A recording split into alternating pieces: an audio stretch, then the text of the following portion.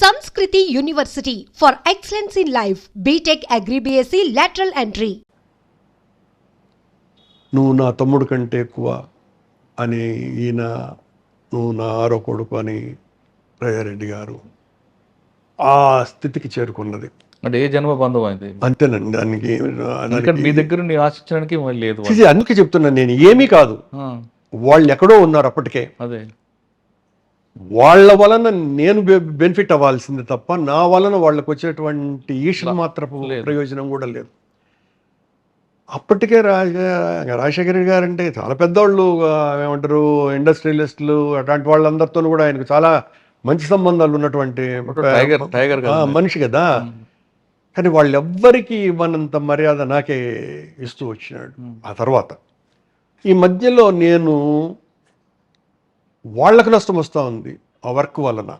అంటే వాళ్ళ హిటాచీలు కొంచెం పాతబడిపోయి ఓసారి అట్లా బ్లేడ్ అదే కొట్టంగానే బ్లేడ్ పోవటం కాదు, దానికి వాడేటువంటి ఆయిల్ 30 లీటర్గా వెళ్ళిపోయేది ఒక దెబ్బకి.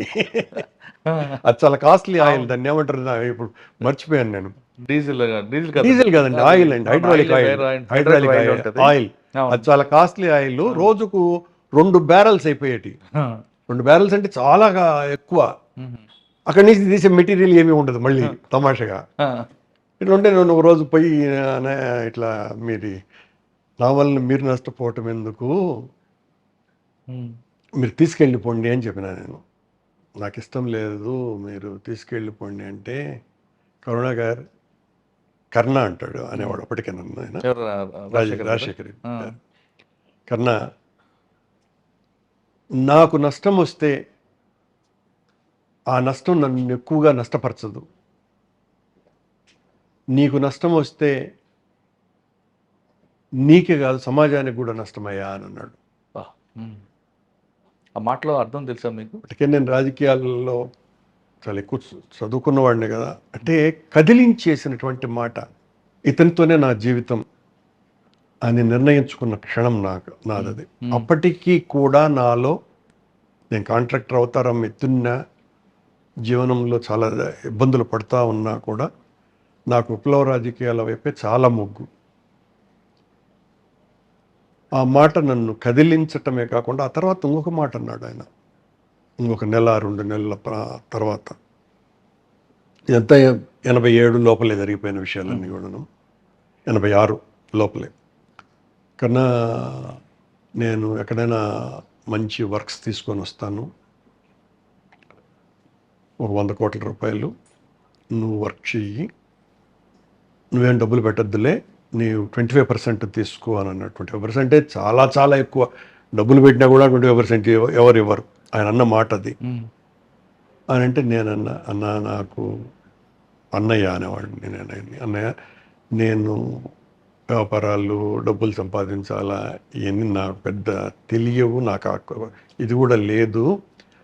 నేను మీకు ఉపయోగపడతా వేరు రూపంగా, అది కూడాను మీకు ఒక అడ్వైజర్గాను, రహస్యంగా నేను బయట కనపడకుండా ఉండేటట్టుగా నేను మీకు ఉపయోగపడితే నన్ను ఉపయోగించుకోండి మీరు అని నేను అనటం జరిగింది.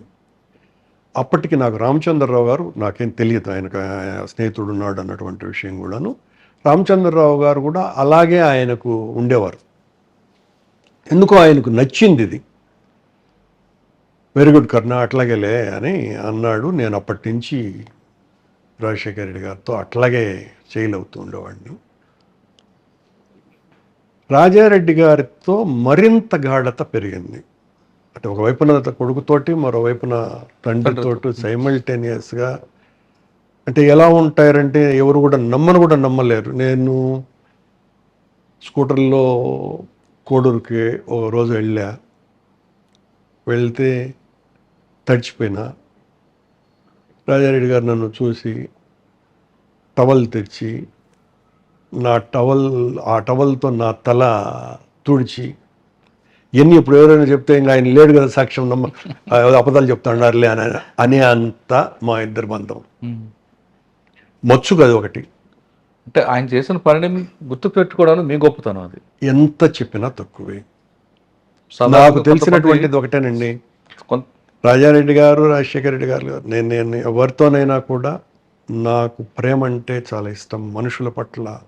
నేను అందుకు ఇప్పుడు కూడా నా గురువు గారు నన్ను నడిపించిన మీ ఇంటర్వ్యూ మొదట్లో నేనేం చెప్పాను పాత వాళ్ళని గురించి, నేను ఎవరిని వరవరావు గారితో సహా ఎవరిని కూడా మర్చిపోలేను. గతం మర్చిపోలేదు కాబట్టి ఈ స్థాయికి వచ్చారేమో. స్థాయి తర్వాత నేను మర్చిపోలేను. అందులో వీళ్ళిద్దరిని నా గమనాన్ని జీవనాన్నే మార్చినటువంటి వ్యక్తులు రాజశేఖర రెడ్డి గారు, రాజారెడ్డి గారు. మర్చిపోవటం అన్నది సాధ్యం కానటువంటి విషయం. నేను చనిపోయేంత వరకు కూడా జరగని పని. ఇలా నాకు రాజశేఖర రెడ్డి గారికి, నాకు రాజారెడ్డి గారికి చాలా చాలా బాంధవ్యం పెరిగి అది ఎంత దూరం పోయిందంటే, సపోజ్ నేను రాజశేఖర రెడ్డి గారు ఏదైనా బయటి ఊర్లకు పోయినప్పుడు, ఆ తర్వాత చాలా సంవత్సరాలకు చెప్తున్నా, వేరే రూమ్లో కూడా నన్ను పండబెట్టుకునేవాడు కాదు. నేను ఇంకో రూమ్ తీసుకుంటే పని లేక నా రూమ్ తీసుకునేదాన్ని. మేమిద్దరము ఒకే రూమ్లో పడుకున్నటువంటి సందర్భాలు కూడా కనీసం 12-13 ఉంటాయి, అంటే ఒకే బెడ్ మీద. అలాగే రాజారెడ్డి గారితో కూడా. రాజారెడ్డి గారు అయితే మా ఇంట్లోనే కొన్ని వందల రాత్రులు మాతోనే తిరుపతిలోనే గడిపినారు కూడా. అలా ఎక్కడైనా ఎవరితో నన్ను పరిచయం చేసినప్పుడు కూడా రాజశేఖర రెడ్డి గారు more than my brother, is my family member, ఇట్లాగే పరిచయం చేసేవాడు. అప్పటికి కూడా అది 97-98 ప్రాంతాలకు కూడా అప్పటికి ఇంకా ఎదిగిపోతూనే ఉన్నాడు ఆయన, విరాట్ స్వరూపుడుగా. నేను మామూలు మనిషిని అయినా ఈ మామూలు మనిషిని ఆయన ఆకాశం అంత ఎత్తుగా చూపించి పరిచయం చేసేవారు, నన్ను అలాగే చూసుకుంటూ ఉండేవారు. రీజన్ అన్నది నా వ్యక్తిత్వం అని నేనంటే కూడా చాలా తప్పు అది. ఎందువల్లంటే వాళ్ళకి నచ్చిన అంశాలు, వాళ్ళిద్దరికీ నచ్చిన అంశాలు 4-5 ఉన్నాయి. అలా మాకు కుదిరింది, నడిచింది. సార్, రాజశేఖర రెడ్డి గారితో మీరు చాలా జర్నీ చేశారు. ఆయన ఎప్పుడు కూడా వైట్ పంచ కట్టడం అది కాకుండా 97-98 ఆ ప్రాంతంలో ఆయన ప్యాంటు షర్టు కాకి డ్రెస్ వేసుకుని తిరిగి 97-92 కదండి, అంటే ముందు నుంచి వేసారు. కాకి డ్రెస్ ఎందుకు వేసుకున్నారు? కాకి డ్రెస్ కాదండి, దాన్ని ఏమంటారంటే, అంటే కాకి కలర్ కాదు, అదేమో హాఫ్ షర్టును సేమ్ ప్యాంట్ వేసేవారు వచ్చేవారు కదా ఆయన. అంతకుముందు కాదు, ఫ్రమ్ పాలిటీషియన్ అయినప్పటి నుంచి 82 షర్ట్ ఒకటే కలర్ ఉండేదండి. అవునండి, దాన్ని ఏదా సఫారీ అంటారు. ఆ సఫారీ కాకి కలర్ లో ఉండేదండి. కాకి కలర్ కాదు అని డిఫరెంట్ కలర్స్ వేసేవారు. అంటే మీకు అప్పటికి మీకు తెలియదు కాబట్టి, నాకు ముందు నుంచే తెలుసు కాబట్టి సఫారీ చాలా ఎక్కువ వేసేవారు. పొలిటికల్ యాక్టివిటీస్ ఉన్నప్పుడు పంచేలో ఉండేవాడు, మిగతా టైం అంతా కూడా సఫారీలోనే ఎక్కువ ఉంటారు. ఢిల్లీకి పోయినా, చెన్నైలో అయినా, హైదరాబాదులో ఇంట్లోనైనా కూడాను ఎక్కువగా సఫారీలోనే ఉండేది ఆయన. తర్వాత పూర్తిగా మానేశాడు. మా తర్వాత ప్యాంట్ షర్ట్ వేసేవాడు. సీఎం అయినా కూడా ప్యాంట్ షర్ట్ వేశారు. కానీ మా చిన్నతనంలో ఆయన సఫారీ డ్రెస్తోనే ఆయన కట్అవుట్లు చూసేవాళ్ళం. అది నాన్ పొలిటికల్ యాక్టివిటీస్లో సఫారీనే. సార్, మీ జర్నీ చెప్తున్నారు, మీ లైఫ్లో టర్నింగ్ తిప్పిన పాయింట్ కొన్ని ఉన్నాయి. మీ వైఫ్ మేడం ఎలా పరిచయం అయ్యారు, మీరు ఆ విషయం చెప్పారు. ఎవరండి? మీ పెళ్ళి నాకు మా మరదలేనండి, అమ్మాయి. మా సిస్టర్స్ హస్బెండ్, అంటే మా బావ చెల్లెలు. తను పెళ్లి చేసుకోవాలా అనే ఆలోచన ఉండే. ఆ తర్వాత అది నేను చాలా యాక్టివ్గా రాజకీయాలలో రాడికల్ దీంట్లో ఉన్నప్పుడే మళ్ళీ దాన్ని మర్చిపోయినాను. నిజానికి అది పట్టించుకోలేదు. నేను ఎట్లాగో అండర్ గ్రౌండ్కి పోవాలన్నంత స్పీడ్గా కూడా నా ఆలోచనలు ఉండేటివి. తర్వాత మా మదర్ చనిపోయిన తర్వాత 81లో చనిపోయారు ఆవిడ. మళ్ళీ తనే నన్ను అడగటం జరిగింది, తనకు పెళ్లి సంబంధాలు చూస్తూ ఉంటే. తనే అడిగిన తర్వాత నేను మళ్ళీ కాదనలేను. మా మిస్సెస్ అని. తనే ఇట్లా నువ్వు అప్పుడెప్పుడు అనుకున్నావంట, మీరు అనుకున్నారట కదా నన్ను చేసుకోవాలని, ఇప్పుడు నాకు పెళ్లి సంబంధాలు చూస్తున్నారు అని ఏదో అన్నా. నేను అన్నాను కానీ మళ్ళీ ఇంటికి లోపలికి పోయిన తర్వాత ఇదేందోనని అప్పటి నుంచి కాస్త పెరిగింది. మేము రాడికల్స్గా చాలా యాక్టివ్గా ఉన్న రోజులలో మదనపల్లిలో రాడికల్ స్టూడెంట్స్ యూనియన్ అన్నదే లేదు. తర్వాత వచ్చిందా? రాడికల్ స్టూడెంట్స్ యూనియన్ పెట్టిందే తిరుపతిలో. మీకు చెప్తున్నా, రాడికల్ స్టూడెంట్స్ యూనియన్ 1972లో నేను చెప్పాను కదా, ఎస్వి గెస్ట్ హౌస్లో పుట్టినప్పటి నుంచి వ్యవస్థాపక సభ్యులలో నేను కూడా ఒకడిని. ఆ రోజున ఆ క్షణాన్ని అందులో ఇన్వాల్వ్ కాకపోయినా ఇమీడియట్గా అచ్చా. దాన్ని కొండపల్లి సీతారామయ్య గారి యొక్క అనుమతితో మ్మ్. 74లో స్టేట్ రాడికల్ స్టూడెంట్స్ యూనియన్గా మార్చారు. అచ్చా అచ్చా. పీడిఎస్యూను చీల్చి. మ్మ్. అది 74 అక్టోబర్. ఈ బిట్వీన్ 73 అండ్ 75 యాక్టివిటీ అంతా కూడా రాడికల్ ఉద్యమం అంతా తిరుపతే. ఓకే, ఇంకెక్కడ తిరుపతిలో పుట్టింది అంతే. తిరుపతినండి. మ్మ్. తిరుపతి. మదనపల్లికి మాకు అసలు సంబంధమే లేదు. సరే, మనం రాజకీయాలకు వద్దామండి. ఇటు ఒకవైపు మీరు చేస్తుంటే రాజశేఖర రెడ్డి గారి సపోర్ట్తో మీరు స్టాండర్డ్ అవుతున్నారు, పెళ్లి చేసుకున్నారు. కానీ మీ ఇంటికి రాజారెడ్డి గారి నిలయం అని పేరు పెట్టడానికి కారణం ఏంటి? నాకు రాజశేఖర రెడ్డి గారు, రాజారెడ్డి గారి మీద ఉన్నటువంటి ప్రేమే అని చెప్పాను కదా. నేను ఎంత చెప్పినా కూడా తక్కువేనండి. నాకు వాళ్ళు చేసినటువంటి సహాయము, ఇచ్చినటువంటి ప్రేమ, నేను కృతజ్ఞత చూపకపోతే ఇంటి మీద అన్నది చాలా చిన్న విషయం. అసలు అది మా ఇంటి పేరు ఏదో సాధారణంగా అమ్మా నాన్న పేరు పెట్టుకుంటారు కదా. రాజారెడ్డి గారి పేరు పెట్టుకోవాలా అనేది నాకు అనిపించినటువంటి. సార్, మీరు అంతగా ప్రేమించిన రాజారెడ్డి గారు హత్య గురి కావడం పట్ల మీరు ఏమనుకుంటారు? ఆ దాదాపు సంఘటన తెలిసిన వెంటనే మీరు ఎలా వెళ్ళారు? 3 సంవత్సరాల పాటు నేను మనిషిగా కూడా కాలేకపోయినా. అంటే నేను ఏడవని రోజే లేదు. రాజారెడ్డి గారు చనిపోయిన రోజు నా దగ్గర నుంచే పోయినారు ఆయన తిరుపతిలో. మా ఇంటి నుంచే వెళ్ళారు ముందు రోజు. అట్లా వెళ్తున్నాను, అక్కడ ఏదో చిన్న ఆ వేముల ఎస్ఐ నాగేశ్వర్ రెడ్డి అనే పేరు అనుకుంటా, అతని మీద ఏదో చెప్పారు, ఇట్లా రాతి పలుకుతున్నాడు అని సంథింగ్ ఏదో ముందు రోజు. ద సేమ్ డే నేను రాజశేఖర రెడ్డి గారి పని మీదనే నేను జైసల్మేర్ వెళ్ళాను. అక్కడ నేను రాజశేఖర రెడ్డి గారు 96 నుంచి ఒక చిన్న ఏదో మైనింగ్ కార్యక్రమంలో ఆయన వర్క్లో నేను ఇన్వాల్వ్ అయ్యాను. అదేదో చిన్న క్యాన్సిల్ చేసుకోవడానికి దానికి వెళ్ళటం జరిగింది. అక్కడి నుంచి 2 రోజుల తర్వాత వచ్చేటప్పుడు ఎందుకో ఇంటికి ఫోన్ చేస్తే అప్పటికే ఇట్లా నా కో బ్రదర్ ఇట్లా పెద్ద ఆయన చనిపోయినారన్న, చంపేశారు అని. నేను జైపూర్లో ఉండగా ఫోన్ చేశా. అప్పుడు ఫోన్లో మాట్లాడాను, ల్యాండ్ ఫోన్. అక్కడి నుంచి నేరుగా వచ్చాను. అప్పటికి రమేష్ని కూడా అయిపోయింది. దారి పొడుగునే ఏడుస్తూనే వచ్చినాను. దాన్ని ఏం చెప్తాం, నేను ఎంత చెప్పినా తక్కువ. అది ఒక జర్నలిస్ట్గా మీతో ఈ 27 ఏళ్ల తర్వాత పంచుకోవటాన్ని కూడా ఇష్టం లేనంత బాధ నాకు. రాజారెడ్డి గారి మరణం ఎస్టర్డే, నిన్ననే ఆయన వర్ధంతి కూడా జరిగింది. నేను పోయి వచ్చా. సో ఖచ్చితంగా వెళ్తాను కూడా. ఎంత చెప్పినా కూడా రాజారెడ్డి గారి ప్రేమ నేను వర్ణించలేను. అది ఏదో రోజు అవన్నీ కూడా నేను ఖచ్చితంగా నా ఆత్మకథ రాస్తా. అందులో చాలా ఎక్కువ రాజారెడ్డి గారిని గురించే, రాజశేఖర రెడ్డి గారి నుంచే ఉంటుంది. కానీ మా ఇద్దరి మధ్యన ఇమీడియట్గా రాజశేఖర రెడ్డి గారి క్రిమేషన్ అయిపోయిన తర్వాత ఒక వారానికి మళ్ళీ ఆయన ఢిల్లీకి వెళ్ళటం జరిగింది. ఆయన ఎందుకు వెళ్ళారంటే పిసిసి కమిటీ వేయటానికి అనుకుంటా. నేను కూడా ఢిల్లీకి వెళ్ళా. అప్పుడు ఏదో మా ఇద్దరి మధ్యన చర్చ. అప్పుడు ఆయన చాలా గొప్పగా మాట్లాడారు. ఈ రివెంజ్లు ఇవన్నీ కూడా మనం చేయకూడదు కన్నా, జరిగిపోయింది అని చాలా చాలా జరిగింది చర్చ మా ఇద్దరి మధ్యన. అప్పుడే నిన్ను కూడా కమిటీలో వేస్తున్నాను, సెక్రటరీగా నిన్ను తీసుకుంటున్నాను, నాకు సెక్రటరీగా నువ్వే ఉందువు అన్నాను. అంటే అది ఇప్పుడు అనవసరం కదా. సార్, ఆ తర్వాత రాజకీయంగా వచ్చారు. దాదాపు 17 సంవత్సరాలైన ప్రతిపక్ష నేతగా ఉన్నారు. అంటే ఆ స్థాయికి రావడానికి అంత బేస్లో కష్టపడ్డారు కాబట్టి ఆ స్థాయికి వచ్చారు.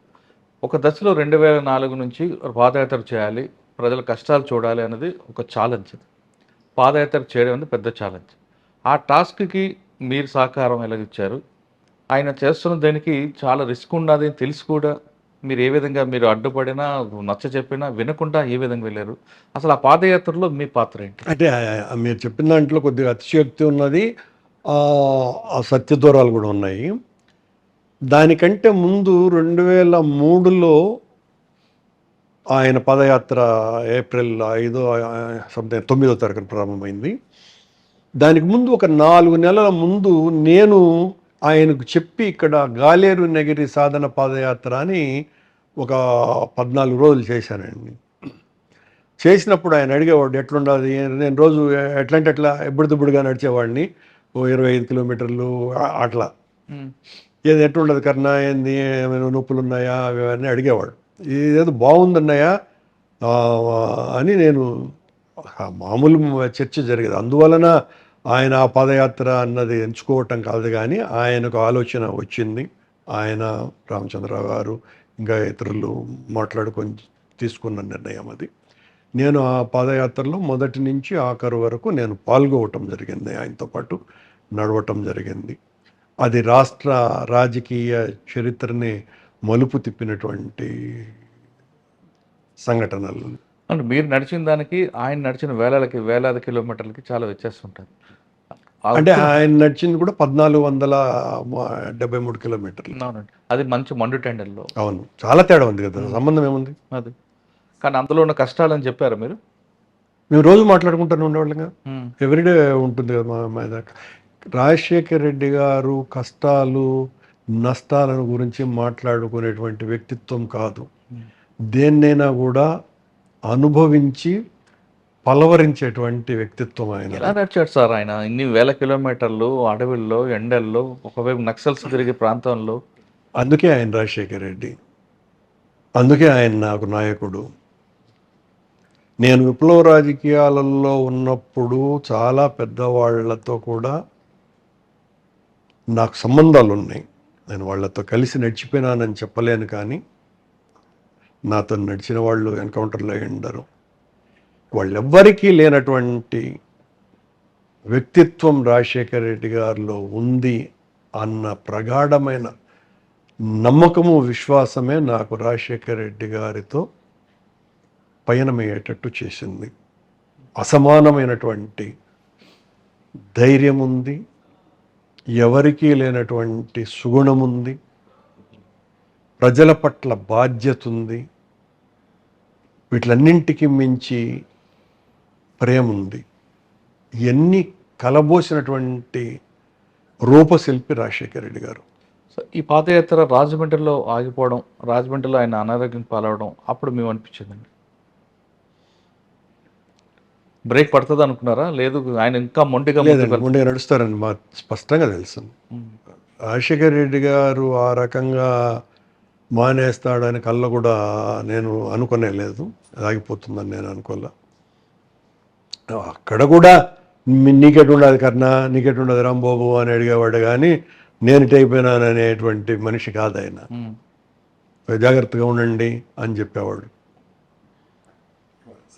ఆ వ్యక్తిత్వం అనితర సాధ్యమైనటువంటి వ్యక్తిత్వం అది. సార్ అక్కడ ఆయన నడ్డం వరకు ఆయన, కానీ ఆ టీంని అందరిని కోఆర్డినేట్ చేసుకోవడం, వాళ్ళ మధ్యన రాజశేఖర రెడ్డి గారు వచ్చే టైంకి ఒక కుటీరం పెట్టడం, భోజనాలు చేయడం, వీళ్ళందరి ఈ ప్రాసెస్ అంతా మీరు భుజం మీద తీసుకున్నారు? లేదండి, నేను కాదు. మీరు ఇంకెవరున్నారు? మేము కాదు, నేను దేవిరెడ్డి గారు అనుకుంటా, అంబటి రాంబాబు, మేమిద్దరము ఆయనతో కలిసి నడిచిన వాళ్ళం. మిగతా రామచంద్రరావు గారు పైనుంచి మొత్తం అంతా కూడా ఆర్గనైజ్ చేసేవాడు. ఈ టెంట్లు వ్యవహారం అంతా కూడా సుధీర్ చూసేవాడు. ఎవరండి? మీరు చెప్పారు, సుధీర్ చూసేవాడు. టెంట్లు, భోజనాలు ఎక్కడికక్కడ అందరూ కూడాను ఏర్పాటు చేసేవాళ్ళు, ఏ ప్రాంతానికి ఆ ప్రాంతం. ఒకరి ఇన్వాల్వ్మెంట్ కాదు, రాజశేఖర రెడ్డి గారి సైన్యం అంతా కూడా ఆయన్ని ప్రేమించే ప్రతి హృదయము అందులో ఇన్వాల్వ్ అయ్యింది. ఆ పాదయాత్ర పాదయాత్ర అయింది. మీరు కూడా రాజశేఖర గారి పడితో చాలా సమస్యలు చూశారు. ఎలక్షన్ వచ్చాయి, ఎలక్షన్లో గెలిచారు సార్ ముఖ్యమంత్రి అవగానే. ఆయనతో పాటు మీ ఆనందం ఎలాగుంది? మిమ్మల్ని చూడగానే ఆయన ఏమన్నారు? ఏం చెప్తాం మురళి గారు, అది ఎంత చెప్పినా కూడా తక్కువే కదా. అందులో వీటిల్లో ముందు ఏం జరిగింది అన్నది కూడా అవసరం కదా. ఆయన ముఖ్యమంత్రి అయినాడు కంటే ముందు నాకు టికెట్ కోసమని ప్రయత్నం చేసినాడు. నాకు టికెట్ను తెప్పించటం అన్నది ఆయనకు అతి ముఖ్యమైన ఇష్టమైన విషయం. అంటే వాడెవడు నా శిష్యుడికి టికెట్ ఇప్పిస్తాను అనేటువంటిది కాదు. ఓకే, ఆయనకి ఇష్టం కరుణాకర్ నాతో పాటు ఉండాలా అన్నది. అది ఎప్పుడో 89లోనే రాజారెడ్డి గారు ఇచ్చిన సూచన అనుకోండి. 89 నుంచే నాకు టికెట్ల కోసం ప్రయత్నం చేసేవారు ఆయన. అప్పుడు గ్యారంటీగా నా టికెట్ అన్నది ఎగరగొట్టేసినారు మళ్ళీ. ఆయన ఢిల్లీలో ఓకే చేసినాడు. నీకు హైదరాబాద్కి వచ్చే లోపల ఎత్తిపోయింది నా పేరు. ఆయన చందామోహను దాసనారాయణరావు వెళ్ళెవరో చెప్పి పైన క్యాన్సిల్ చేయించినారు. ఆయన ప్రచారానికి వచ్చి ఇంకా టికెట్ రాలేదని నేను తిరుపతికి పోయి, అసలు తమాషేంద్ర అంటే ఆయన ముఖ్యమంత్రి అవ్వబోతాడు. నేను ఆయన ఎలాంటి వాడు, ఎంత ప్రేమ కలిగేటువంటి మనిషి అని తిరుపతి సీటు వేరే వాళ్ళకి వెళ్ళింది. ఆయన ముఖ్యమంత్రిగా గెలిస్తే ఖచ్చితంగా ఆయన ముఖ్యమంత్రి. నేను హైదరాబాద్లోనే ఉన్నా. ఆయన ఢిల్లీ నుంచి వచ్చిన తర్వాత నేను పోతాడాను అని అన్నా. మా ఇద్దరి సంబంధాలు ఏదో తిట్టేటట్టు ఉండేటి ఏం కూడా ఏం కాదు. నేను పోతాడాను అని అన్నా. యాడికి అని అన్నాడు. తిరుపతికి అని అన్నా. ఎందుకు అని అన్నాడు. ఆ రమణ నామినేషన్ వేస్తాడు, దానికి పోవాలని. హే వాళ్ళు పోయినావు, అవసరమా అదే, ఓడించేయాలన్నాడు. అంటే నాకు సీటు రానందుకు అంటే ఏం చెప్పాలి రాజశేఖర రెడ్డి గారికి నాకున్న బంధం గురించి. అంటే నేనన్నా, నాకు ఆయన మీద ఉన్న ఇష్టం ఎట్లాంటిది అంటే ఇట్నే చేస్తా ఉండు, ఓడించను, గెలిపిస్తా, నేను పోతాడానని చెప్పి వచ్చేసాను. దేవుడి సాక్షిగా మా ఇద్దరి మధ్యన జరిగినటువంటి చర్చ అది. మళ్ళా ఏదో ప్రయత్నం చేసినాడు, రాలా, నేను వచ్చేసా. మళ్ళీ ఒక 20 రోజుల తర్వాత ఆయన టూర్ చేసుకుంటూ ఆయన తిరుపతి వచ్చారు. గూడూరులో కూర్చున్నారు. గూడూరు నుంచి తిరుపతికి రావాలి. ఆ గూడూరు కూడా తిరుపతి పార్లమెంటరీ సెగ్మెంట్ అనుకుంటా, సెగ్మెంట్ వెళ్ళండి. అక్కడ వచ్చినాడంటే నేను పొద్దున్నే ఉదయం పోయినా. ఆ మహానుభావుడు అన్న మాట, నిన్ను నేరుగా చూడడానికి కూడా నాకు చాలటం లేకన్నా, అయ్యో నీ సీట్ నేను తెప్పించలేకపోయినాను. నేను అడిగినానా, నేనేమన్నా బాధపడినానా? నా మాట, నేనన్నమాట. ఆ తర్వాత ఆయనతో పాటు కారు కాదు వ్యాన్లో గూడూరు నుంచి వస్తూ ఉన్నాం. ఈ చింతామోహన్ ఇప్పుడు పార్లమెంట్ మెంబర్, పాత లీడర్ కదా, పార్లమెంట్లో చాలా సంవత్సరాలు ఉన్న ఆయన ఆ వెహికల్లో ఎక్కి కాస్త వెటకారంగా ఏదో మాట్లాడినారు. చాలా కోపం వచ్చేసింది రాజశేఖర రెడ్డి గారికి. వాళ్ళమ్మ చేయించిన సున్ని ఉండలేదో పెట్టుకొని ఉన్నారు ఆయన ఆ వెహికల్లో, జయమ్మ గారు, రాజశేఖర రెడ్డి గారు అమ్మ. అది ఎత్తుకొని చంద్రమోహన్ గారు ఏదో తింటున్నారు. తింటూ ఈ మాట అన్నాడు, బాగుంటాయి తిను, బాగుంటాయి తిను మోహన్, ఈ విషయాలు మాట్లాడమాక. రాజశేఖర రెడ్డి గారి మాట కాదన్నా, కరుణాకర్ అన్నా చట్టసభల్లో ఉండాల్సిన వాడన్నా అనేది ఇంకాస్త వెటకారంగా. అంటే ఇతని పాత్ర ఎక్కువ కదా నా సీట్లు లేకుండా. అంటే ఆయనకు చిర్రుకెత్తేసింది, రాజశేఖర రెడ్డి గారికి చిర్రుకెత్తింది. తిను మోహన్ అని అంటూ ఈయన కంటిన్యూ చేయడం. మోహన్ గారు కూడా కొద్దిగా వెనక్కి తగ్గేవాడు కాదు, అంటే వెటకారంలో కంటిన్యూ చేశాడు. ఆయన కోపం వచ్చేసింది రాజశేఖర రెడ్డి గారు. నువ్వు సీటు లేకుండా చేశావు, నా కర్ణాన్ని నువ్వు తలెత్తుకొని చూడలేనంత ఎత్తుకు పెట్టే రోజు అతి తొందరలోనే వస్తుంది, రాసుకో అని అన్నాడు. సీట్ లేకుండా చేసినావు అంతే కదా అని చాలా కోపం వచ్చేసింది. నాకు రాజశేఖర రెడ్డి గారికి బాగుంది. ఎంత చెప్పినా కూడా తక్కువ. లేవు, మాటలే లేవు. మా రాజారెడ్డి గారికి నాకు ఉన్న ఇట్లాంటివి కొన్ని వందలు మా ఇద్దరి మధ్యన, మా ముగ్గురి మధ్యన జరిగినటువంటి విషయం. సార్ ఆయన్ని మీరు ఇప్పుడు ముఖ్యమంత్రిగా చూసినప్పుడు మీ ఫీలింగ్స్ ఏంటంటే?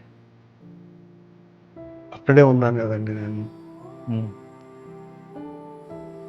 పక్కనే ఉన్నా. మీరు ఆ ఫోటోలు వాటిల్లో చూస్తే నేను వెనకలే ఉంటాను, ఆయన వెనకలే.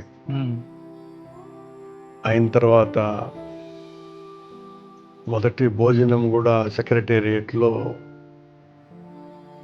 రాజశేఖర రెడ్డి గారు, రామచంద్రరావు గారు, నేనే, పత్రికల్లో కూడా వచ్చింది. ఫస్ట్ సెక్రటేరియట్ లంచ్ తన ఇద్దరు సన్నిహితులతోటి భోజనం చేశారు అని. అప్పుడు ఆయన మాట్లాడి ఏమన్నారు? ఎందుకంటే ఎన్నో ఏళ్ళ కృషి కదా అది. ఒక 5 రోజుల తర్వాత విషయం అని, మరి అది మాట్లాడలేదో తెలియదు కానివ్వండి. అయినా ఆయన గొప్పతనాన్ని చెప్పుకోవటానికి పనికొస్తుంది. ఎంత ఆయన గొప్పతనం నేను చెప్పేది అంత. కానీ 5 రోజుల తర్వాత, అంటే రోజు కలిసేవాడిని, రోజు కొన్ని వందల మంది కలుస్తూ ఉంటారు కదా, జస్ట్ చూడడం వచ్చేయటం అక్కడే ఉండేవాడిని కదా. ఒక 6 రోజుల తర్వాత అనుకుంటాం, కొద్దిగా ఒక 5 నిమిషాలు ఖాళీ దొరికింది సెక్రటేరియట్లోనే. అంత బాగుంది అన్నయ్య అని. ఏంటి బాగుండేది, అవ్వాలనుకున్నాం, అయిపోయినాం ఆయన అన్నమాట.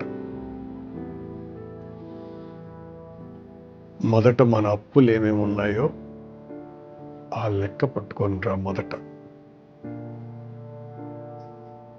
అవి తీర్చేసుకోవాలి మనం, మొదట నిలబడాలా. ఇది రాజశేఖర రెడ్డి గారు నాతో మాట్లాడినటువంటి మాట. సార్ ఆరోగ్యశ్రీ మరికొన్ని పథకాలు అప్పుడు మీతో కూడా డిస్కస్ చేశారా? కొన్ని పథకాలు పెడుతున్నప్పుడు ఆరోగ్యశ్రీ ఇలాంటివి మీతో ఏమైనా డిస్కస్ చేశారా? లేదండి, నేను అవన్నీ నిజాలు కావు. కానీ అప్పటికే పార్టీ ఆంధ్రప్రదేశ్లో మావోయిస్టు పార్టీ యొక్క ప్రాబల్యం పెరిగింది. పార్టీతో చర్చలు జరపాలనే ప్రతిపాదన మీరు తీసుకొచ్చారట. ఆ చర్చలు జరపాలా అన్నటువంటి విషయం పుత్తూరు వెంకటేశ్వరరావు గారు ఇలాంటి వాళ్ళు అంతకు ముందు నుంచి చేస్తూ వస్తున్నారు. మేనిఫెస్టోలో కూడా పెట్టినట్టున్నారు అందరూ. అనుకుంటా, నాకు గుర్తులేదు. మొదటి నుంచి ఉన్నది. రాజశేఖర రెడ్డి గారికి నక్సల్బరీ మూమెంట్ మీద సానుభూతి అని చెప్పను కానీ వ్యతిరేకత లేదు ఆయనకి. అందరినీ కూడా డెమోక్రాటిక్గా ఉండాలని కోరుకునేటువంటి వ్యక్తి ఆయన. అందువల్ల అధికారంలోకి వచ్చిన తర్వాత తను చర్చలను ఆహ్వానిద్దామని ముందు చెప్పుండారు ఆయన. దానికి అనుగుణంగా ఆయన నక్సలైట్లను చర్చలకు ఆహ్వానించడం జరిగింది. ఆహ్వానిస్తున్న ముందు రాడికల్స్ మిత్రుడు బొమ్మన్ గారితో మాట్లాడారా? అవునండి, మాట్లాడారు. మీరేమిచ్చారు సలహా? అట్లే లేదు, నేను సభ్యుడిగా ఉంటానని నేను చెప్పా. ప్రభుత్వం వైపు నుంచి ఉండేవాళ్ళల్లో నన్ను పెట్టండి అన్నయ్య, నిన్ను పెట్టకుండా ఎందుకుంటానులే అని అన్నాడు. అలా మేము 11 మందో 12 మంది అనుకుంటా, అందులో నేను ఒకడిని, నక్సలైట్ల తరఫున, ప్రభుత్వం తరఫున. చర్చలు స్టార్ట్ అయ్యి నల్లమల్లి నుంచి వాళ్ళని ఆరట్ల దగ్గర నుంచి తీసుకుని వచ్చారు ఓ పోలీసు బృందం. 2 రోజులు చర్చలు జరిపారు. అసలు చర్చలు ఎజెండా ఏంటి? చర్చలు ఎందుకు ఫెయిల్ అయ్యాయి? చర్చల అజెండా అన్నది ఈ పౌర హక్కుల వాళ్ళు, ముఖ్యంగా న్యూట్రల్గా ఉన్నటువంటి పుత్తూరు వెంకటేశ్వరరావు గారు లాంటి పెద్ద మనుషులకు సంబంధించినటువంటి వ్యవహారం, వాళ్ళ వైపు నుంచి వచ్చినటువంటిది. హింస ఆగిపోవాలా అన్నటువంటిది బాలగోపాల్ గారు ఇలాంటి వాళ్ళ వలన. అందులో అదనంగా వరవరరావు గారు లాంటి వాళ్ళందరూ కూడా ఉన్నారు. వాళ్ళ ఏమంటారు, నక్సల్ ఉద్యమానికి సంబంధించిన ఫ్రంటల్ ఆర్గనైజేషన్స్కి సంబంధించినటువంటి వాళ్ళు, పౌర హక్కుల ఉద్యమాలలో పనిచేసినటువంటి వాళ్ళు. అంటే నేను, నా వ్యక్తిగత అభిప్రాయం, భారతదేశాన్ని సాయుధ పోరాటం ద్వారా విముక్తి చేయాలన్నటువంటి ఆలోచన, ఆచరణ ఉన్నటువంటి వాళ్ళు సాయుధ పోరాటాన్ని తుదముట్టించాలన్నటువంటి ప్రభుత్వంతో ఏ అజెండాతో చర్చలు చేస్తారు అన్నది నాకు ఆ రోజు సంశయము, ప్రశ్నే, ఈరోజు కూడా ప్రశ్నే. నేను ఆ రోజు కూడా అనటం కూడా జరిగింది, నాకు తెలిసినటువంటి విప్లవ రాజకీయాలకు సంబంధించిన వాళ్ళతో. కాదమ్మా, మీరు ప్రభుత్వం కూలగొట్టాలన్నటువంటిది దాని ప్రధానమైనటువంటిది. అంటే ఎన్నికల విధానాన్ని వ్యతిరేకిస్తూ, ఎన్నికలలో ఎన్నిక కాబడ్డటువంటి ప్రభుత్వాలని కూలగొట్టాలా అనేటువంటి ఆలోచన ఉన్న వాళ్ళతో, ఎన్నికల ద్వారా అధికారంలోకి రావాలనుకున్నటువంటి వాళ్ళతో చర్చలు ఏం సాధిస్తాయి అన్నది నాకు అనుమానపూరితమైనటువంటి ప్రశ్న. నేను ఒకరిద్దరితో మాట్లాడుకున్నాను, కానీ నాకు మనసులో చాలా గాఢంగా ఉన్నటువంటిది చర్చలు ఉపయోగం లేనటువంటివని నేను అనుకున్నట్టుగానే జరిగినాయి అవి. అంటే ప్రారంభ దశలో ఏం జరిగిందండి చర్చల మీద? ఏం జరగటం ఏముందండి, 2-3 ఎజెండాల మీద వాళ్ళు వచ్చారు. రావటం జరిగింది. ప్రభుత్వ భూములు పేదలకు పంచటము, అదే ఎక్కువ జరిగింది. ఇప్పుడు మర్చిపోయాను కూడా, 20 ఏళ్ళు దాటిపోయినాయి కాబట్టి దీని మీదనే ఎక్కువసేపు చర్చ జరిగింది. కానీ చర్చలు వద్దు, పార్టీ ఎలాంటి కార్యక్రమాలు చేపడుతుందని కొంతమంది ఆఫీసర్లు మీకు చూపించడం కానీ మైండ్ డైవర్ట్ చేయడం కానీ చేశారా? అంటే నేను నక్సల్బరీ రాడికల్ నేపథ్యం నుంచి వచ్చిన వాడిని కనుక, కానీ వచ్చినా కూడా నాకు రాజశేఖర రెడ్డి గారితో ఉన్న సంబంధము అప్పటికే 30 ఏళ్లకు పైగా ఉన్నటువంటిది. నేను నక్సల్బరీ రాజకీయాలలో ఒక 5-6 ఏళ్ళు పనిచేసి ఉండవచ్చును, కానీ నాతో పోలీస్ ఆఫీసర్ ఒక ఆయన నా క్లాస్ తీసుకోవటం జరిగింది. తీసుకొని, మీరున్నటువంటి రోజులు కావు, ఇప్పుడున్నటువంటి వాళ్ళు ప్రజా వ్యతిరేకులు అంటే, నాకు ఎందుకు సార్ అనవసరం చెప్పటం కూడాను, నేను ప్రభుత్వం వైపున చర్చల్లో పాల్గొనేటువంటి వాడిని కదా, నేను వాళ్ళకు అనుకూలంగా ఎలా మాట్లాడడానికి కూడా అవకాశము ఉండదు, అది తప్పిదము అవుతుందని నేను ఆయనకు చెప్పటం కూడా జరిగింది. ఎందుకు విఫలం అయ్యిందండి? విఫలం అవుతుందని నాకు బాగా తెలుసును. అవునా? నేను చర్చల్లో భాగస్వామిగా ఉన్న రోజునే, నేను కూడా ఉంటాను అన్నప్పుడే నేను చెప్పాను కదా మీకు, ఇప్పుడు ఎలా విరుద్ధ భావనలు, విరుద్ధ తాత్విక చింతనలు ఉన్నటువంటి వాళ్ళ మధ్యన సయోధ్య సాధ్యం ఎలా అవుతుంది. మీరు హింస ద్వారా ఈ దేశాన్ని విముక్తి చేయాలనుకునేటువంటి వాళ్లకు ఆ హింస ప్రజానుకూలమైనటువంటి హింస కాదు అనుకొని ప్రభుత్వ హింసతో అమలు పరచాలనుకున్న వాళ్ళకి సయోధ్య ఎలా సాధ్యమవుతుంది? కుదరదు. అంతకుముందు నేను అంతో ఇంత తెలుసుకున్నవాడిని కాబట్టి కుదరదు అని నాకు ముందే తెలుసును. బహుశా ప్రభుత్వంలో ఉన్న వాళ్ళు కూడా ఇది కుదరదులే అని కూడా చర్చలు జరిపి కూడా ఉండొచ్చునేమో, వాళ్ళు అలాగే వచ్చి ఉండవచ్చునేమో, వ్యూహంలో భాగమై ఉండొచ్చునేమో. సార్, చర్చల తర్వాత ప్రభుత్వానికి అప్పర్ హ్యాండ్ వచ్చిందంటారా? పార్టీకి నష్టం జరిగింది అనుకుంటారు? లేదా పార్టీకి లాభం జరిగిందా, ప్రభుత్వానికి నష్టం జరిగింది? అది ఇప్పుడు నేను చెబితే ఏదో నక్సలైట్లు సానుభూతి పరుడు అనుకునే అవకాశం ఉంది. నేనేం సానుభూతి పరుడిని కాదు, కానీ నేను రాజశేఖర రెడ్డి గారికి నేను సానుభూతి పరుడు కాదు, నేను ప్రిన్సిప్యూడిని, అందులో అనుమానమే లేదు. 100% చర్చలకు వాళ్ళు వచ్చి మొత్తం వాళ్ళ పార్టీని తుడిచిపెట్టుకునేటట్టు చేసుకున్నారు. అంతే. ప్రభుత్వం, ఏ ప్రభుత్వమైనా కూడా మీ విధానాలు నచ్చనటువంటి వ్యవస్థ, ఆ విధానాలు నచ్చనటువంటి మీ ఆలోచనలు నిరంతరం సంఘర్షిస్తున్నప్పుడు ఇలాంటి చర్చలు అన్నటువంటివి ఎగతాళి సంఘటనలుగా మిగులుతాయే తప్ప, ఇందులో పైచేయి ఎప్పుడు కూడాను ఎవరు బలవంతులో వాళ్ళ వైపు మొగ్గు చూపుతుంది. ప్రభుత్వం చాలా పెద్దది, బలమైనది కనుక ఖచ్చితంగా ప్రభుత్వానికి అనుకూలంగా మారుతుంది. సరే, ఒకసారి రాజశేఖర రెడ్డి గారు వెళ్దామండి. మీకు టికెట్ ఇప్పించుకోలేకపోయారు, కానీ మీకు ఏదో రకంగా పదవిలో కూర్చోపెడతానని ఆల్రెడీ చింతామోహన్ గారు చెప్పారు కాబట్టి. చింతామోహన్ గారు అంటే కాదు, 91-2 కథ చెప్తా. నేను ముఖ్యమంత్రి అయితే నేను అయిన 10వ రోజే లోపలే కర్ణ ఏదో ఒక రకమైన ప్రభుత్వ పోస్టులో ఉంటాడు అని. ఇప్పటి మాట కదా, ఆయన ముఖ్యమంత్రి అయింది 2004లో. అవును. ఈ మాట అనేది 91లో. ఓకే, అది నిజం చేశారా? 100% చేశాడు కదా. ఏం చేశారు? మీకు తెలుసు కదా, నన్ను తుడా చైర్మన్ చేశారు, ఆ తర్వాత టీటీడీ చైర్మన్ చేశారు. ఆయనే అన్నారు ఏం చేస్తావు కర్ణ అని అంటే టికెట్ రా. ఆ తర్వాత ఎన్నికలు అయిపోయిన తర్వాత ఆయన బెంగళూరులో ఉన్నారు. బెంగళూరు పోయాను నేను. వాడిని ఆ ఇంట్లోనే ఉన్నాను ఆ రోజు రాత్రి. నాకు బట్టలు కూడా లేవు. తన బట్టలు ఇచ్చినారు, పంచ జుబ్బా కట్టుకొని.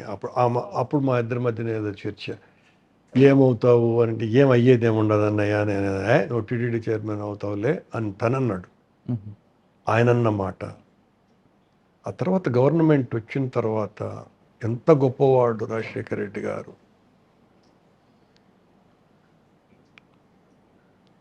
అది సుబ్రహ్మణ్యరెడ్డి గారికి సోనియా గాంధీ బలవంతం చేయటం మూలంగా సుబ్రహ్మణ్యరెడ్డికి వచ్చింది. అది చెప్పటానికి కూడా నాతో సంశయమై రాజశేఖర రెడ్డి గారు రామచంద్రరావుని పంపించి కన్విన్స్ చేయటానికి, ఏం చెప్పాలండి రాజశేఖర రెడ్డి టికెట్ గారు. ఇప్పించుకోలేకపోయినా ఈ చైర్మన్ ఇప్పించాలని ఫీల్ అయ్యారేమో. అవుతారు అయ్యారు, అంతే, అవుతారు కదా. అవుతారు అంటే ఈ విషయంలో కాదు, ప్రతి విషయంలోనూ. నా విషయంలో ఆయన జీవితం అంతా అయినారు అట్లా. అనేక విషయాలలో కంట తడిపెట్టే సంఘటనలే నాకు రాజారెడ్డి గారివి, రాజశేఖర రెడ్డి గారు ఒకటి కాదు, అన్నీ కంట తడిపెట్టే సంఘటనలు. ఇలా కూడా ఉండగలమా, ఉండగలరా, ఉంటారా అనేటువంటివే నాకు వాళ్ళిద్దరితో నా అనుభవాలన్నీ కూడాను. సార్, తుడా చైర్మన్ ఇచ్చారు, మీకున్న అచీవ్మెంట్ ఏముందండి తిరుపతి అర్బన్ డెవలప్మెంట్లో? నాకు ఇస్తూనే ఆయన ప్రభుత్వ భూమి ఒక 150 ఎకరాలు, అది కూడా చాలా చిన్నదండి ఆర్గనైజేషన్. ఆయనకు ఇష్టం లే నాకు ఇవ్వటం. కాకపోతే ఆయనకు అది గుర్తుండదు, నేను ముఖ్యమంత్రి అయితే 10 రోజుల్లోనే కరుణాకి ఏదో ఒకటి చేయాలా, కరుణాకి చేయాలని. అందుకు తగిలిచ్చినారు దాన్ని. చెప్పిన కూడా చెప్పినారు, అదే చిన్నది అయినా కూడా నువ్వు తీసుకోక తప్పదు అని బాధపడతా అని చెప్పిన మాట. అది 150 ఎకరాలు ఏదో గవర్నమెంట్ ల్యాండ్, రెవెన్యూ ల్యాండ్ తుడాకు ఇవ్వటము. ఒక 15 కోట్లు అనుకుంటా. అప్పటికి తెలియదు కదా ఆయనకి ప్రభుత్వాన్ని యొక్క లోతు. 10వ రోజు టీటీడీ దగ్గర నుంచి ఏదైనా తుడాకు ఇప్పిస్తామంటే, టీటీడీ అట్లా ఇవ్వదు అన్నయ్య, తుడాకు డబ్బులు ఇవ్వటానికి లేదు అని అంటే మళ్ళీ గవర్నమెంట్ నుంచి ఇప్పించినాడు. అది కూడా చేయకూడదు, ఎందుకో ఇచ్చారు. తుడాలో చేసినటువంటి కార్యక్రమాల కంటే ఆ 4 సంవత్సరాలు రాజశేఖర రెడ్డి గారు ఉండగా, 2 సంవత్సరాలు టీటీడీ చైర్మన్గా, మొదటి 2 సంవత్సరాలు తెలుగు భాషా బ్రహ్మోత్సవాలని 4 సంవత్సరాలు చేయటం జరిగింది. ఆంధ్ర రాష్ట్రంలో అంటే ఉమ్మడి ఆంధ్ర రాష్ట్రంలో ఉన్న తెలుగు లెజెండరీ పర్సనాలిటీస్ అందరితోటిను 4 సంవత్సరాలు ఒక అద్భుతమైనటువంటి కార్యక్రమాలు జరిపాం. తెలుగు భాషా బ్రహ్మోత్సవాలు అని రకరకాలైనటువంటి పేర్లతోటి. అదంతా కూడా ఆయన ఆశీస్సులతోటి. నేను ఏం చేసినా ఆయనకు సంతోషం. ఆ సంతోషాన్ని కూడా ఎంత గొప్పగా పంచుకుంటాడో. చాలా బాగుంది చెయ్యనని. అదొక చెప్పండి సంఘటన మీరు చేసే ఉదాహరణకు. నేను చైర్మన్ టీటీడీ అయిన తర్వాత ఆయన అన్న మాట, ఆయన ఒక 6 నెలలు 7 నెలల్లో మార్నింగ్సే నేను కలిసేవాడిని. ఇప్పుడు 4-4:30 ఆ ప్రాంతాన. అది అందరికీ లభించే దర్శనం కూడా కాదు, అది నాకు చాలా రెగ్యులర్ ఆ దర్శనం. సుప్రభాత్ సేవ అలాంటిది అనుకోండి. అందరికీ ఇవ్వరు కదా ఆ టైం. ఆయన లేయంగానే ఇచ్చేది. నేను అనుకుంటే పోయేవాడిని. అంతగా నాకు కన్నా రాష్ట్రంలో నా తర్వాత నువ్వే పాపులర్ అని అన్నాడు రోజు. మిగతా మంత్రుల కంటే నువ్వే మోర్ పాపులర్ అని నవ్వుతూ. ఇష్టం ఆయనకు అలా చెప్పటం కూడాను, పంచుకోవటాన్ని కూడా. అదే సందర్భం అంటే దళిత గోవిందం అని ఒక కార్యక్రమం చేశాను నేను. అది బాగా చర్చనీయాంశమైంది. ఏంది ఏంటంటే అది ఎందు చేసినావు ఏంది అని అడిగాడు. దళిత గోవిందం అన్నయ్య అండి. ఆమె కూడా ఏదో అన్నట్టుగా ఉంది కదా, ప్రెసిడెంట్ ఆఫ్ ఇండియా కూడా దాని మీద కామెంట్, ఆవిడేదో దాని మీద చాలాసేపు మాట్లాడింది. అచ్చా. ఏంటి దాని మీద ఏదో వివాదం జరిగింది. మ్మ్. గుడ్ పేపర్ బ్రహ్మాండంగా ఉందిలే అని. ఆ తర్వాత కళ్యాణం వస్తూని ఈ కామన్ మెన్కి అందరికీ కూడా టీటీడీ వైపు నుంచి దాదాపు ఒక 35,000 మందికి పెళ్ళిళ్ళు చేశాం. మ్మ్. ఆయన ప్రతి ప్రోగ్రాంకు వచ్చేవారు. అంటే ఒక నేనున్నప్పుడు 4 సార్లు 5 సార్లు చేశాము. అది అన్నింటికి ముఖ్యమంత్రిగా అటెండ్ అయ్యేవారు. చాలా రెగ్యులర్గా పంచుకునేవాళ్ళు ఆయన. ఆ ఆనందాన్ని, ఆ అప్రిషియేషన్ ఇచ్చేవాడు. చాలా బాగుందిలే అని చెప్పేవాడు. అంటే ఫేస్ లో కూడా నీకు యాడ్ నుంచి వస్తాయి ఈ ఆలోచనలు అని కూడా అనేవాడు. నేనేదో చేస్తాడు, యాడ్ నుంచి వచ్చేటి నీకు ఆలోచనలు అని. సార్, మీరు అంతగా ప్రేమించిన వ్యక్తి 2009లో ఆ సంఘటన జరగడం మీకు అనిపించింది? నేను ఎందుకు చచ్చిపోలేదు అనిపించి. అయ్యో,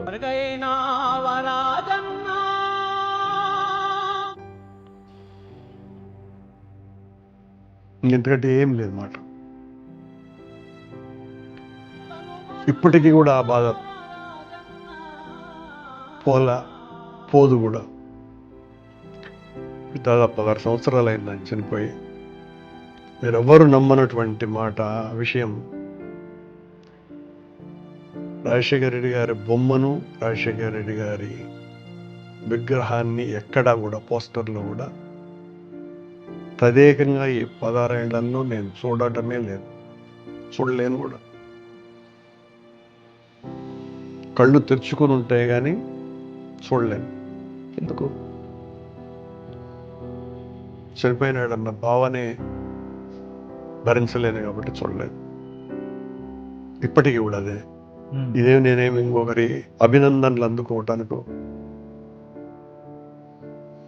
ఒకరి గొప్పగా నేను చెప్పుకోవటానికో కాదు. నాకు రాజశేఖర రెడ్డికి ఉండేటువంటి బంధం అది. ఆయన, ఆ కుటుంబం, ఆయన తండ్రి నాకు ఇచ్చినటువంటి ప్రేమ, అది ఎంత గ్రంథమైనా కూడా తక్కువే. లవ్ను దేంతోనూ కూడా కొలవలేము. మీకు ఇప్పుడు తెలిసిందండి ఆ సంఘటన? రాజశేఖర రెడ్డి గారు చిత్తూరు ప్రోగ్రాం పెట్టారండి, రచ్చబండానని. అవును. నాకే ఫోన్ చేసినాడు. సికే బాబు అని ఎమ్మెల్యే ఉన్నారు అక్కడ. కొద్దిగా అతను ఒక అగ్రెసివ్ టైప్ సికే బాబు. గోపీనాథ్ అని ఫార్మర్ ఎమ్మెల్యే, వాళ్ళ కొడుకు వివాహం. అతనేదో భంగపడ్డాడు, రావాల్సిందేను అని. ఈయన మాట ఇచ్చాడు, వస్తానులే గోపి అని. ఇంక పెళ్ళి ఎట్లాగూ ఉంది కదా అని రచ్చబండ కార్యక్రమాన్ని ఆ రోజున ఫిక్స్ చేసుకున్నాడు. నాకు తెలిసి నేను వ్యతిరేకించిన. ఏంది ఆ పెళ్ళి, ముందే ఈ సికే బాబుతో తలకాయ నొప్పి. వాళ్ళిద్దరికి మంచి సంబంధం ఉంది, రాజశేఖర రెడ్డి గారికి సీకేకి. ఎందుకన్నాయా అంటే, లేదులే మాట ఇచ్చినాను అని అన్నాడు. సరే, మాట ఇచ్చిన తర్వాత నేను చెప్పేది ఏముందిలే అని అనుకున్నా. మళ్ళీ ఫైన్ డే ఫోన్ చేశారు నాకు, 1 డే చేసి, కన్నా నువ్వు పోయి సీకేతో మాట్లాడు, నేను వస్తున్నానని నేను చెప్పి. అంటే నేను చెప్పను అన్నయ్య, అతన్ని కన్విన్స్ చేయటం యాడ్ అవుతుంది. నువ్వు చేయగలవనే కాబట్టి కదా నీకు చెప్తా ఉన్నాను, పోయి కన్విన్స్ చెయ్యి. మనం ముఖ్యమంత్రి, అందరి దానికి రావాలా, ఎవరైనా పిలిచినప్పుడు చేయాలా అని నేను ఫోన్లో వ్యతిరేకించిన. వద్దు, అంటే మీకు అతను సన్నిహితుడే కాకుండా అతని తత్వం కూడా తెలిసి, అతను బాధపడతాడని తెలిసి, దానికి తోడు అతనికి సీటు కూడా లేదు, ఎమ్మెల్యే కూడా కాలనుకుంటా అతను ఆ టైంలో. ఎందుకు అని లేదులే రావాల్సిందే అన్నాడు.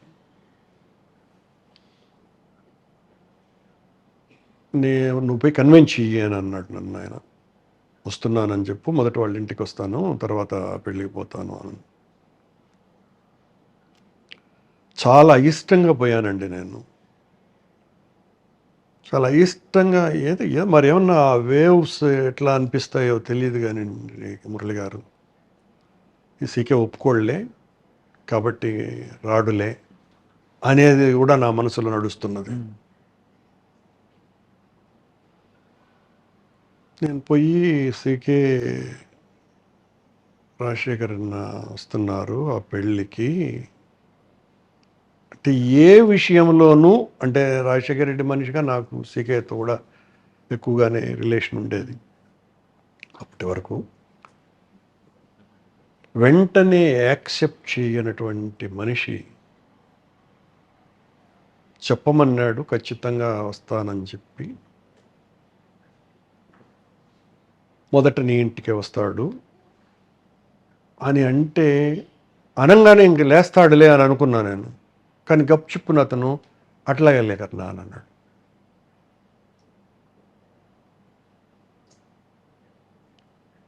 ఏంటి నాకు అవకాశం కూడా ఇవ్వలేదే అని కూడా అనుకున్నా నేను. అంటే వాగ్వివాదం చేయడానికి, వాగ్వివాదం చేసిన తర్వాత అతను వినలేదు అని చెప్దామనేది నా ఆలోచన నిజానికి.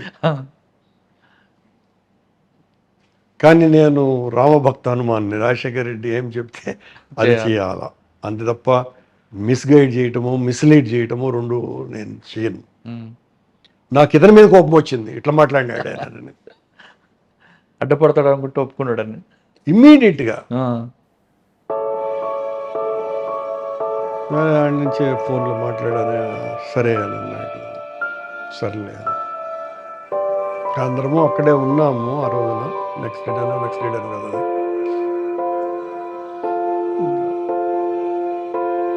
ఏం చెప్తాను, మిస్ అయినాడు అన్నటువంటిది ఇంకా ఏడుపంతా ఏడవలేదు. ఆ రోజు హెలికాప్టర్ మిస్ అయింది మీకు ఫస్ట్ తెలుసుంటుంది. తెల్లవారు పౌరాల గుట్ట దగ్గర తెలిసింది. ఈ మధ్య అంతా ఎలా భరించారు? అట్లా కాదు, అంటే 1 అవర్ దాటిన తర్వాత రాలేదు అన్నటువంటిది, ఎందుకు రాలేదు 15 నిమిషాలు 20 నిమిషాలు అనుకుంటున్నాము. వచ్చి ఉంటుంది అని సీఎం ఆఫీస్లోకి అనుకున్నారు. నేను మళ్ళీ సీఎం ఆఫీస్కి ఫోన్ చేశాను, శర్మ గారు ఎవరితో అనుకుంటాను. ఏం శర్మ గారు ఇంకా రాలేదే, హెలికాప్టర్ లేట్గా బయలుదేరి, లేదండి చాలా ముందే బయలుదేరేసింది, ఇప్పటికిప్పుడు ల్యాండ్ అయ్యాలా అని అంటే, లేదు రాలేదు. అలా ఒక అరగంట నడిచిన తర్వాత మళ్ళీ అప్పటి నుంచి ఆందోళన ప్రారంభమైంది. మీకు ఉదయం తెలిసింది పవర్ల గుట్లో ల్యాండ్ అయింది? తెలీదు కదా, మళ్ళీ ఎప్పుడో కదా, ఉదయం ఎట్ట తెలుస్తుంది? Next day. అంతే, నెక్స్ట్ డేనే. మీరు అంతగా ప్రేమించి అందంగా కనిపించి చిరునవ్వుతుండే రాజశేఖర రెడ్డి గారు ఆ డెడ్ బాడీలో కనిపిస్తారు అంటే ఎక్కడొక్కడో కనిపించి చూడలేదు. చూడలేదు. నైట్ ఇంటికి కూడా కదా, ప్రగతి భవన్ కూడా అక్కడే ఉన్నాను, చూడలేదు. ఇప్పటికీ ఆయన అంతే, నా కళ్ళు దాన్ని చూడలేదు, కానీ నేను అక్కడే ఉన్నాను. ఆ రాత్రంతా ఆయనతోనే ఉన్నాను. ఆ మాటకు వస్తే రాత్రి 12 తర్వాత ఉదయం 5 వరకు నేను ఒక్కడే ఉన్నాను. కొన్ని లక్షల మంది వచ్చిపోతున్న తర్వాత 12 తర్వాత ఒక 5 గంటల పాటు ఖాళీగా ఉన్నప్పుడు నేను ఒక్కడే ఉన్నాను. మీకు ఒక జీవితాన్ని ఇచ్చిన, జన్మనిచ్చిన తల్లిదండ్రులు అయితే, ఒక జీవితాన్ని ఇచ్చిన రాజశేఖర రెడ్డి గారి కుటుంబం ఆయన ఆ విధంగా లేకపోయేసరికి మీకు ఏమవుతుంది, నెక్స్ట్ ఏం చేయాలి, ఎలా చేయాలి అన్న ఒక స్తబ్దత వచ్చింది. నన్ను ఎవరు ప్రేమిస్తారు? నన్ను కాదు, ఆ క్షణాన అనిపించినటువంటిది నాకు ఈ కాంగ్రెస్, ఈ రాజకీయాలు వీటి గురించి తెలుసు కాబట్టి వెంటనే జగన్మోహన్ రెడ్డి ఎలా సీఎం కావాలా, వారసుడు అంటే ఆ బాధలో కూడాను అది బలంగా వచ్చింది.